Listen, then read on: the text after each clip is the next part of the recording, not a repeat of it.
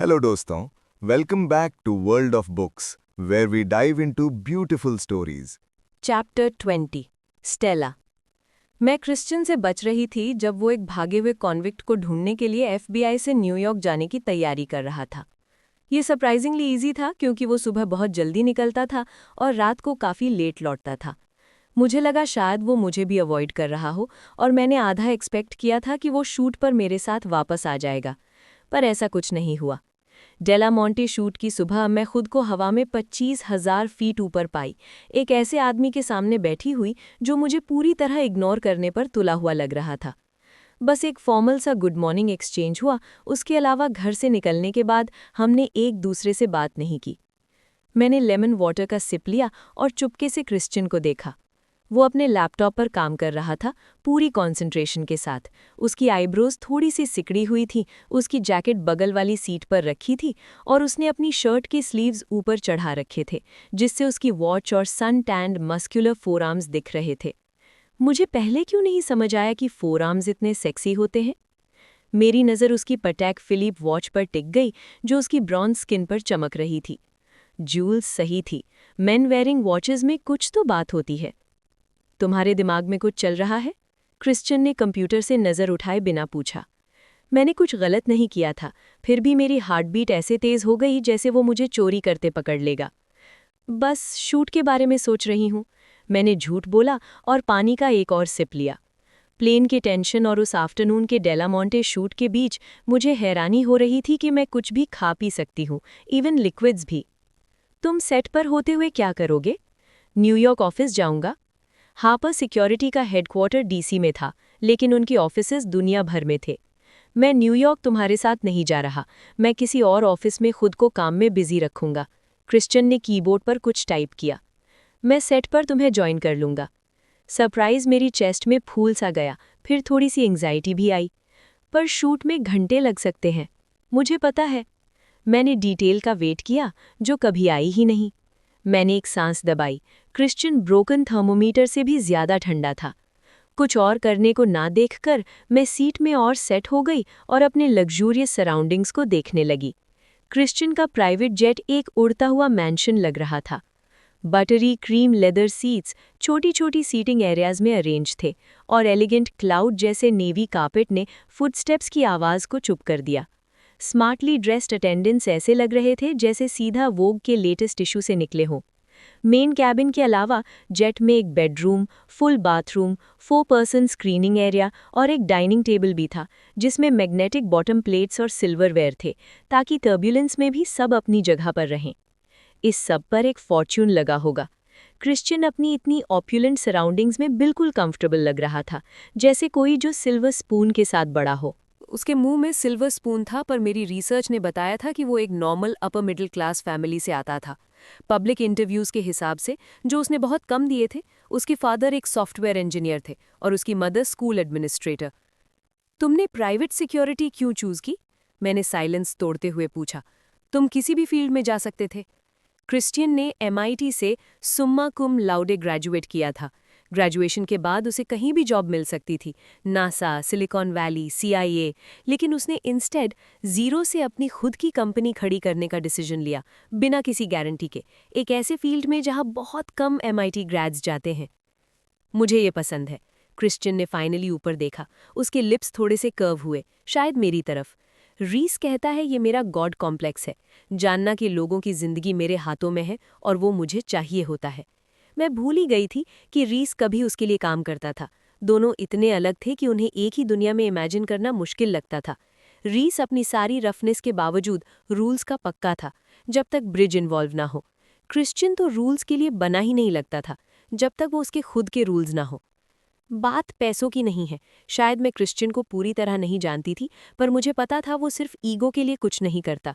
वो बहुत प्रैक्टिकल था और कैलकुलेशन उसका स्ट्रॉन्ग पॉइंट था। नहीं, बिल्कुल नहीं। उसने अपनी वॉच के फेस पर अंगूठा रब किया। अगर मुझे सिर्फ पैसा चाहिए होता तो मैं उसे कई तरीकों से कमा सकता था। स्टॉक्स, प्रोप्राइटरी सॉफ्टवेयर बेचना, जो भी। मैंने जो किया वो हापर सिक्योरिटी के लिए कैपिटल रेज करने के लिए था। पर एक सर्टेन लेवल के बाद पैसा सिर्फ पैसा रह जाता है। वो ईगो के अलावा कोई इनहेरेंट वैल्यू ऐड नहीं करता। जो ज़्यादा इंपॉर्टेंट है वो है तुम्हारा नेटवर्क, एक्सेस। जो लोग तुम जानते हो और वो चीज़ें जो वो तुम्हारे लिए करने को तैयार है। उसके चेहरे पर एक स्माइल आई, बराबर सेंशुअल और डेंजरस। एक सही जगह पर ओड फेवर दुनिया के सारे कैश से ज़्यादा कीमती होता है। एक अजीब सी घबराहट मेरी स्पाइन के थ्रू चली गई। जो वो कह रहा था वो सेंस बना रहा था, पर जिस तरीके से वो कह रहा था उसने उसे ऑमिनस बना दिया, जैसे उसने शायद कुछ ज़्यादा ही कहा हो। बिजनेस की बात करते हैं। क्रिश्चियन ने इतनी स्मूथली टॉपिक चेंज किया कि मेरे दिमाग को कैचअप करने में 1 मिनट लग गया। बिजनेस प्लान कैसा चल रहा है? अच्छा, मैं और कुछ कहना चाहती थी, लेकिन उसके घुटने का हल्का सा ब्रश मेरी तरफ हुआ और मेरी अटेंशन फिर से भटक गई। मुझे रियलाइज ही नहीं हुआ था कि बात करते करते हम इतने पास आ गए हैं। उसकी मैस्कुलिन हीट और एक्सपेंसिव स्पाइस की खुशबू मेरी सांसों में घुस गई और मैं और भी डिस्ट्रैक्ट हो गई, जब तक कि मैंने अपने ऑलमोस्ट भूले चुके वर्ड्स वापस नहीं पकड़ लिए। पर मैं अभी उस बारे में बात नहीं करना चाहती। तुम्हारे बारे में और बताओ। उसका छोटा सा स्पीच मेरे लिए पहला ग्लिम्स था कि उसका दिमाग कैसे काम करता है। क्रिश्चियन महंगी सूट्स और चाम को आमर की तरह पहनता था और मैं बस एक क्रैक ढूंढ रही थी, मास्क के पीछे झांकने के लिए। उसका बचपन कैसा था? उसके हॉबीज, गोल्स, फियर्स क्या थे? कौन सी चीज़ ने उसे आज का क्रिश्चियन बनाया? मुझे नहीं पता था मैं इन सवालों के जवाब क्यों चाहती थी, पर इतना पता था कि जो थोड़ा सा ग्लिम्स मुझे मिला था वो काफ़ी नहीं था। वो नशा कर देने जैसा था, जैसे फाइन टकीला का एक शॉट सीधे अल्कोहलिक के खून में। मैं इतना इंटरेस्टिंग नहीं हूँ, ये उसका स्मूथ प्रैक्टिस्ड जवाब था, किसी ऐसे इंसान का जो जिंदगी भर अपने थॉट्स और फीलिंग्स को एक वॉल्ट के अंदर बंद करता आया हो। तुम गलत हो। हमारी नज़रें ऐसे मिली जैसे पजल के 2 पीसेस फाइनली जगह पर फिट हो गए हों। मुझे लगता है तुम उन सबसे फैसिनेटिंग लोगों में से एक हो जिससे मैं कभी मिली हूँ। ये एक बोल्ड एडमिशन था, एक ऐसा जिससे उसकी आंखें गहरी मॉल्टन एम्बर जैसी हो गईं। उनमें से एक? उसके सवाल की धीमी सॉफ्टनेस ने हम दोनों के बीच जल रही किसी वाइल्ड केमिस्ट्री को और हवा दे दी। अंधेरी फ्लेम्स, जैसे कैबिन की सारी ऑक्सीजन खत्म हो गई हो। मेरी कंप्रेस्ड लंग्स के लिए कुछ भी नहीं बचा। अपने बारे में और बताओ, और शायद मैं तुम्हें टॉप ऑफ द लिस्ट पर प्रमोट कर दूं। उसकी हंसी मेरी चेस्ट में बची हुई हवा को भी खींच ले गई। छेड़ना बंद करो। क्रिश्चियन की नज़र मेरी लिप्स पर टिक गई और उसकी हंसी के बचे कुचे निशान गायब हो गए। ब्लैक ने एम्बर को निगल लिया, सिर्फ सिन और डार्क प्लेजर्स के वादे छोड़कर। नर्वस एनर्जी के छोटे छोटे झटके मेरी स्किन के नीचे दौड़ गए। हमारी ऑलमोस्ट किस की याद वापस आ गई, जैसे उसे ये आदत हो रात को ही वापस आने की। मेरे नेल्स मेरे घुटनों में धंस गए और मैं बस वेट करती रही, न सांस लेते हुए न हिलते हुए, जब क्रिश्चियन ने अपना सर नीचे झुकाया। मिस्टर हापर, इंटरप्शन के लिए माफ़ी, लेकिन मैं आपको याद दिलाना चाहती थी, लैंडिंग से 15 मिनट पहले। अटेंडेंट की सॉफ्ट आवाज़ ने उस मोमेंट को 1000 टुकड़ों में तोड़ दिया। ठंडी ऑक्सीजन मेरी चेस्ट में वापस भर गई और उसके तुरंत बाद डिसअपॉइंटमेंट की तीखी चुभन आई जब क्रिश्चियन पीछे हट गया। उसका चेहरा बिल्कुल ब्लैंक था, जैसे डिज़ायर कभी था ही नहीं। थैंक यू पोशिया। परफेक्टली इवन, परफेक्टली काम, बिल्कुल उल्टा मेरी रिब्स के पीछे घूमती हुई बेचैन हार्ट बीट के। पोशिया ने सर हिलाया। उसकी नज़र हम दोनों पर एक पल के लिए गई, फिर वो जेट के किसी और हिस्से में गायब हो गई। क्रिश्चियन वापस अपने कंप्यूटर पर लग गया और पूरी फ्लाइट के दौरान हम दोनों ने बात नहीं की। शायद यही ठीक था। मैं चाहकर भी सही शब्दों में बात नहीं रख पाती। कोशिश करती तो भी नहीं। मैं ऑलरेडी इस बात से हिल चुकी थी कि क्रिश्चियन हापर मुझे फिर से किस करने ही वाला था और मैं उसे कितनी शिद्दत से चाहती थी। डेलामोंटे शूट के लिए जितनी नर्वस मैं थी, उतनी ही ग्रेटफुल भी थी कि क्रिश्चियन के लिए उलझी हुई फीलिंग से थोड़ा डिस्ट्रैक्शन मिल रहा था। मैं उसे चाहती थी, पर मैं उसे या किसी और को भी डेट नहीं करना चाहती थी। हम साथ रहते थे, फिर भी एक दूसरे को मुश्किल से जानते थे। दुनिया को लगता था हम डेटिंग कर रहे हैं, जबकि हमने मुश्किल से किस भी की थी। ये कॉन्ट्रडिक्शंस किसी भी लड़की को पागल कर देने के लिए काफ़ी थे। जैसे ही मैं डीसी वापस पहुंची, मुझे एवा और जूल से एसएप बात करनी थी। मैं बॉयज़ डिपार्टमेंट में इतनी रस्टी हो चुकी थी कि अपने मेस को खुद सॉर्ट नहीं कर पा रही थी। लेकिन अभी के लिए एक और अर्जेंट चीज़ थी जो मेरी अटेंशन मांग रही थी। मेरे लाइफ के सबसे इम्पॉर्टेंट ब्रांड के लिए पहला डेलामोंटे फ़ोटोशूट। जब क्रिश्चियन और मैं स्टूडियो पहुंचे, वहाँ पहले से ही काफ़ी हासिल थी। Photographer, makeup artist, hair stylist, assistants और डेलामोंटे स्टाफ इधर उधर भाग रहे थे, गारमेंट स्टीम करते हुए, लाइटिंग और प्रॉप्स पर फंस कर रहे थे। बैकग्राउंड में एक पॉप सॉन्ग चल रहा था, पर जैसे ही हम अंदर आए, सारी कमोशन रुक सी गई। एंग्जाइटी के स्पाइडर्स मेरी स्किन पर रेंगने लगे। सोलो फोटोशूट्स या कैमरा के सामने रहना मुझे कभी प्रॉब्लम नहीं रहा, जब मैं लोगों को मुझे देखते हुए नहीं देख पाती, पर इन पर्सन शूट में सेंटर ऑफ अटेंशन होना बिल्कुल अलग बात थी। लुइजा, दिनाग ने साइलेंस तोड़ते हुए कहा और मुझे दोनों चीक्स पर इंथुजियाज्म के साथ किस किया। तुम अमेजिंग लग रही हो। और क्रिश्चियन? उसकी आईब्रोज उसके परफेक्टली बोटॉक्स्ड फॉरहेड पर ऊपर चढ़ गई। ये तो सरप्राइज है। मैं बिजनेस के लिए सिटी में हूँ। वैसे भी मैं स्टेला का फर्स्ट फोटोशूट मिस नहीं कर सकता था। वो देखने और सुनने में बिल्कुल एक प्राउड डोटिंग बॉयफ्रेंड जैसा लग रहा था। इतना कि मैं लगभग भूल ही गई कि हम सिर्फ प्रिटेंड कर रहे थे। लगभग। हाँ, लुइसा ने उस क्यूरियोसिटी के साथ देखा। इंडीड। मुझे सेट पर उसे देखकर ज्यादा सरप्राइज हुआ जितना उसे क्रिश्चियन को देखकर हुआ होगा। ब्रांड की सीईओ होने के नाते फोटोशूट सुपरवाइज करना उसकी पे ग्रेड से काफी नीचे था। शायद उसने मेरे चेहरे की कंफ्यूजन पढ़ ली, क्योंकि उसकी आंखों में एक नोइंग स्पार्कल आ गई। मैं ड्रॉप बाय रेजिस्ट नहीं कर पाई। उसने कहा, लोग कहते हैं मैं माइक्रो मैनेज करती हूँ, पर ये कैंपेन मेरा बेबी है। मैं चाहती हूँ ये डेलामोंट हिस्ट्री का बेस्ट हो, और तुम मेरी जान। उसने मेरा हाथ थपथपाया। तुम इसको पॉसिबल बनाने में मदद करोगी। लंच में खाया हुआ सैंडविच मेरे पेट में उल्टा घूमने लगा। राइट, बिल्कुल भी प्रेशर नहीं। क्रिश्चियन पीछे चला गया बिजनेस कॉल्स लेने के लिए, जबकि मैं हेयर और मेकअप के साथ बैठी और सेट पर सबसे मिली। रिकार्डो भी, जो ब्रांड का इन हाउस फोटोग्राफर था। वो अपनी 40s का हैंडसम आदमी था, टैन स्किन के साथ, और एक फ्लर्टी स्माइल जो उसने मुझे दी, फिर धीरे से फेड हो गई। मैं उसके अचानक बदले हुए मूड के पीछे पीछे गई, जहां क्रिश्चियन एग्जिट के पास खड़ा था, फोन कान से लगा हुआ, पर अटेंशन हम पर ही थी। तुम्हारा बॉयफ्रेंड काफी इंटेंस है ना? रिकार्डो ने नर्वस सी हंसी छोड़ी, फिर गला साफ किया। चलो शुरू करें डार्लिंग, आज मैजिक बनाना है। वो इतना चार्मिंग था कि मुझे उसकी चीज़ी लाइंस भी चल गईं, और अगले 1 घंटे तक मैं बस उसकी गाइडेंस फॉलो करती रही। पोज करती, मुड़ती, अपने बॉडी को अजीब अननेचुरल पोजीशंस में कंटॉर्ट करती रही, जब तक पसीना मेरी स्पाइन से नीचे टपकना न लगा। लाइट्स इनसेन लेवल पर होती जा रही थीं, और मुझे लगा मेरा मेकअप पिघलकर मुझे क्रेज्ड क्लाउन जैसा बना देगा। और क्या सिर्फ मुझे लग रहा था, या रिकार्डो का एंथुजियाज्म धीरे धीरे कम हो रहा था? उसके गॉर्जस और ब्यूटीफुल जैसे एनकरेजिंग शाउट्स धीरे धीरे टर्न लेफ्ट और थोड़ा लेफ्ट और में बदल गए। थोड़ी देर बाद स्टूडियो सिर्फ उसके कैमरों के क्लिक्स और वर्ड्स से भर गया। किसी ने कुछ कहा नहीं, वर उनकी नज़रों का बोझ मुझे ऐसे दबा रहा था जैसे कपड़ों की एक और लेयर हो। उनकी खामोशी के बाद बचे वैक्यूम में सेल्फ डाउट धीरे धीरे घुस आया। प्रिटेंड करो तुम घर पर हो। कैमरा ट्राइपॉड पर है, सीधा तुम्हारी तरफ। तुमने सेटिंग्स परफेक्ट कर ली हैं और तुम शूट करने के लिए रेडी हो। तुम ये स्टेला 1000 बार कर चुकी हो। चिन थोड़ी ऊपर। रिकार्डो की इंस्ट्रक्शंस ने मेरी अकेले वाली फैंटेसी तोड़ दी। हाथ थोड़ा नीचे और रिलैक्स करो शोल्डर्स। ये काम नहीं कर रहा था। उसने कहा नहीं, पर मुझे महसूस हो रहा था। हवा में डिसअपॉइंटमेंट की हेवी सार सी चुभन थी, जो मुझे याद दिला रही थी उस टेस्ट की जो मैं घर जाकर महसूस करने वाली थी। मैं फाइनली अपने ड्रीम ब्रांड के साथ काम कर रही थी, और मैं सब बिगाड़ रही थी। मेरी आंखों के पीछे आंसू जमा हो गए, पर मैंने जबड़ा कस लिया और उन्हें ब्लिंक करके रोक लिया। मैं सेट पर नहीं रोऊंगी। शूट खत्म होने तक मैं खुद को संभाल सकती थी। वैसे भी ये सिर्फ पहला सेशन था, अभी 3 और बाकी थे। मैं नेक्स्ट शूट से पहले प्रैक्टिस करूंगी और इम्प्रूव करूंगी, अगर उन्होंने मुझे रखा तो। एंग्जाइटी का निर्दयी हाथ मेरी सांस को जकड़ रहा था। अगर डेलामोंट ने मेरा कॉन्ट्रैक्ट टर्मिनेट कर दिया तो? क्या उन्हें ऐसा करने का हक था? मेरा दिमाग कॉन्ट्रैक्ट के क्लॉजेज में भटक रहा था, डेस्परेटली कोई लाइन ढूंढते हुए जो ब्रांड को मुझे डंप कर दे अगर मैं उनके स्टैंडर्ड्स पर परफॉर्म ना कर पाई तो। मैंने लैंग्वेज को पहले ध्यान से क्यों नहीं पढ़ा? एक क्विक चेक के बाद ब्रेडी से साइन करवा लिया था, बस ये इंश्योर करने के लिए कि कोई मेजर रेड फ्लैग ना हो। कितनी बेवकूफ़ी थी। स्टेला डार्लिंग, रिकार्डो की आवाज़ फॉस्ट पेशेंस से भरी हुई थी। चलो थोड़ा ब्रेक लेते हैं, ठीक है? थोड़ा वॉक कर लो, पानी पी लो, हम 10 मिनट में फिर से शुरू करेंगे।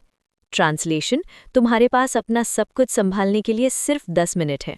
हल्की सी मर्मर्स गूंज उठी, और मैंने लुइसा के चेहरे पर एक फ्राउन देखा, फिर वो मुड़कर चली गई। आंसुओं का प्रेशर मेरी विल पावर के बांध पर और ज्यादा जोर डालने लगा।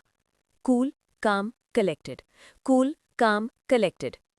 गर्म मैस्कुलिन स्पाइस की खुशबू मेरी नाक में भर गई। अगला ही पल क्रिश्चियन की डीप ब्लैक सूट जैकेट का एक हिस्सा मेरी नज़र में आया। उसने मुझे पानी का ग्लास दिया। पियो। मैंने पिया। इससे मेरी स्किन पर जमती थोड़ी सी पसीने को ठंडक मिली, पर हवा अभी भी गर्म थी। लाइट्स हद से ज्यादा ब्राइट। मुझे लगा मैं एक बग हूं जो फ्लोरेसेंट बल्ब के इर्द गिर्द भटक रहा है, जलकर मरने से पहले बचने की कोशिश में। तुम क्या कर रहे हो? मैंने पूछा, जब क्रिश्चियन ने मेरा खाली ग्लास लिया, उसे पास वाली टेबल पर रखा और मेरे सामने खड़ा हो गया।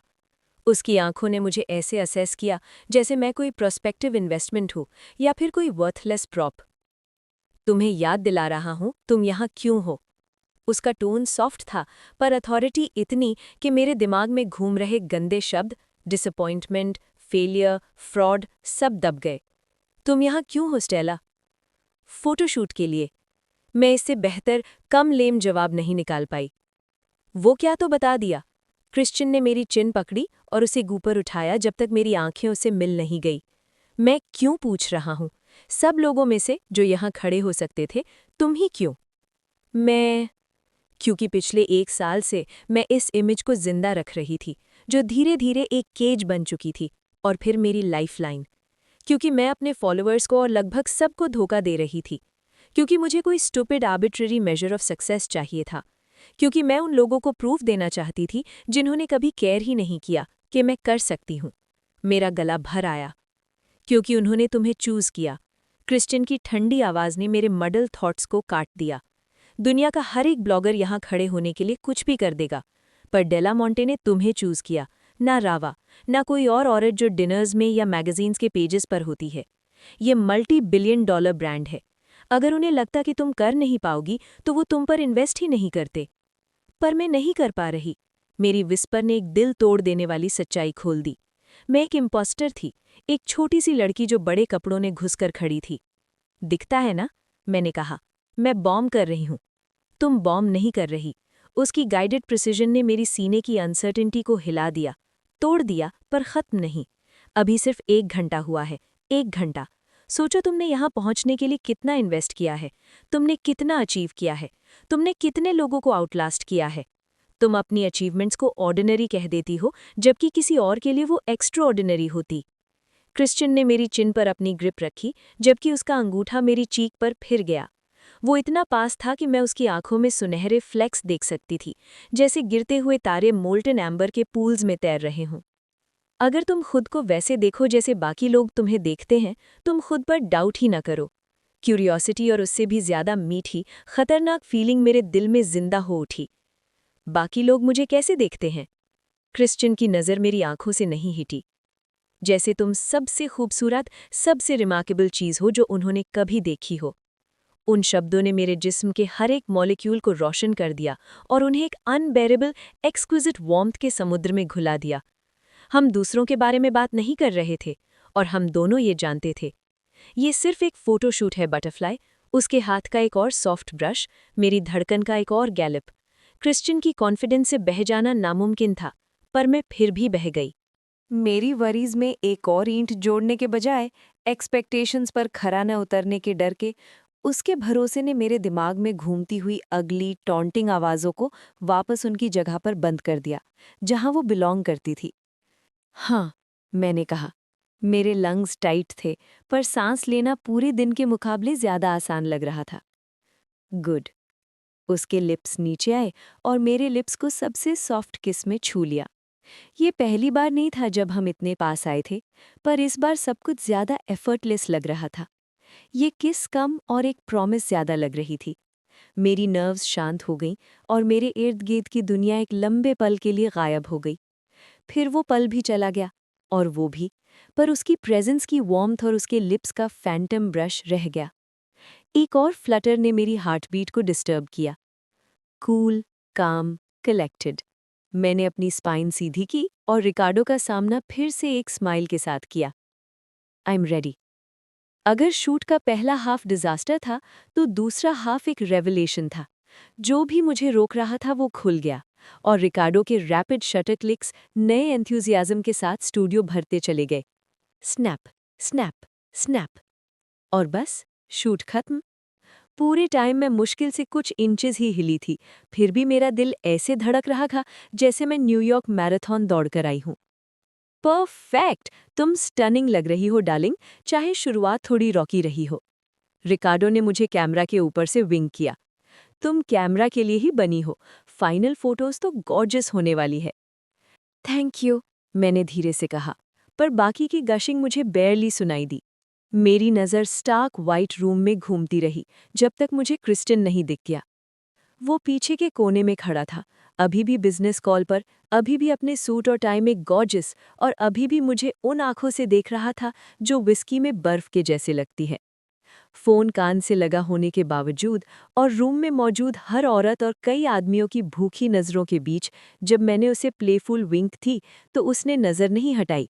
ये एक ऑफ द कफ मोमेंट में की गई चीज़ थी, ऐसी चीज़ जो मैं यूजुअली किसी आदमी के साथ नहीं करती, जिसे मैं मुश्किल से किस भी नहीं करती। पर शूट के बाद मैं इतनी हाई पर थी और क्रिश्चियन इतना कंपोज्ड था कि मैं उसे थोड़ा सा ऑफ किल्टर देखना चाहती थी, बस एक बार, थोड़ा सा। लेकिन उसकी लेजी आंसरिंग स्माइल ने जो तबाही मेरे दिल पर मचाई, उसके लिए कुछ भी मुझे रेडी नहीं कर सकता था। मेरे पेट में चुपचाप सोई हुई बटरफ्लाइज पागल हो उठी और अचानक मुझे पूरे यकीन के साथ पता चल गया, वो यहीं रहने वाली थी। तो ये थी आज की स्टोरी दोस्तों। कैसी लगी आपको कमेंट में ज़रूर बताइए। नेक्स्ट एपिसोड के लिए सब्सक्राइब करें and share with all your book lover friends. पसंद आई हो हमारी ऑडियो बुक तो लाइक ज़रूर करें। Thank you.